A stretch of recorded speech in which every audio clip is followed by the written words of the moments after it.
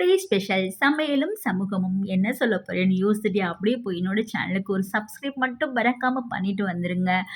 சமையல் சமையல் வந்து எல்லாருக்குமே பண்ண தெரியுங்க. ஆனா, நம்ம ஒரு சுவையான சமையல் பண்ணணும் அப்படின்னு சொன்னா, அதுக்கு ஒரு கைப்பக்குவம் வேணும்ல. கைப்பக்குவம்னா ஒண்ணும் இல்லங்க. நம்ம வந்து ஒரு சமையல் ரெடி பண்ண போறோம் அப்படின்னு சொன்னா, அது வந்து நம்ம வெங்காயம் வந்து எவ்ளோ போடுறோம், எவ்ளோ பதத்துல நம்ம வதக்குறோம், அது மாரி ஒவ்வொரு பொருளும் என்ன பதத்துல வந்து நம்ம வதக்குறோம், எவ்ளோ நேரம் வதக்குறோம், என்னென்ன சேர்க்கிறோம், எவ்ளோ நேரம் அத வந்து கொதிக்க விடணும், எந்த நேரத்துல வந்து கரெக்ட்டா இறக்கணும். இதெல்லாம் நமக்கு தெரிஞ்சா தாங்க அது நம்ம எல்லாரும் நல்லா சமைக்கலாம். இதெல்லாம் தெரிஞ்சா நம்ம இன்னும் நல்ல சுவையான சமையல் சமைக்கலாங்க. அது மாதிரி நம்ம எல்லா சமையலும், சாப்பாடையும் வந்து நம்ம சாப்பிடணும் அப்படின்னு நினைக்கிறது வந்து நம்ம உடம்புக்கு வந்து ஒத்துக்கிறாது இல்லையா?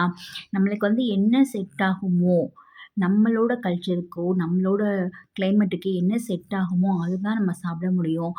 அதுக்கு இல்லாம நம்ம வேற சாப்பிடுறோம் அப்படின்னு சொன்னா, நம்ம உடம்புக்கு வந்து அது வந்து ஒத்துக்காது இல்லையா? அது மாதிரி தாங்க சமூகமும். சமூகத்தில வந்து நம்ம வாழணும் அப்படின்னு சொன்னா, யார, எப்ப, எப்படி வச்சுக்கிறது அப்படின்றதுல தாங்க இருக்குது.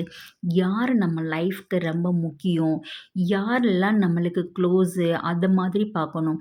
தெரியாதவங்கள்ட்ட போய் நம்ம பேசி, பழகி நம்மள வந்து நம்ம லைஃப்ப வந்து கெடுத்துக்கிறதுக்கு பதிலா, நம்மளுக்கு யாரு முக்கியம்? எல்லா பேருமே நம்மளுக்கு முக்கியம் தான்.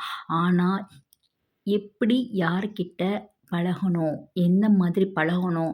அதெல்லாம் நம்ம தெரிஞ்சு வச்சுக்கிட்டாலே போதுங்க. நம்ம லைஃப் வந்து நம்ம எப்படி சாப்பாட வந்து சுவையான சாப்பாடு செஞ்சு சாப்பிட்றோமோ, அது எவ்வளோ நம்மளுக்கு முக்கியமோ, அதே மாதிரி நம்ம இந்த சமூகத்தில வாழணும்னா, நம்மளுக்குன்னு ஒரு சில கட்டுப்பாடுகள் வச்சுக்கணும். யார, எப்படி, எந்த இடத்துல வைக்கணும்? யார்கிட்ட எப்படி பழகணும்? அப்படின்றது மட்டும் நம்மளுக்கு தெரிஞ்சுக்கிட்டாலே போதுங்க. நம்ம இந்த சமூகத்தில வந்து சந்தோஷமா வாழலாங்க.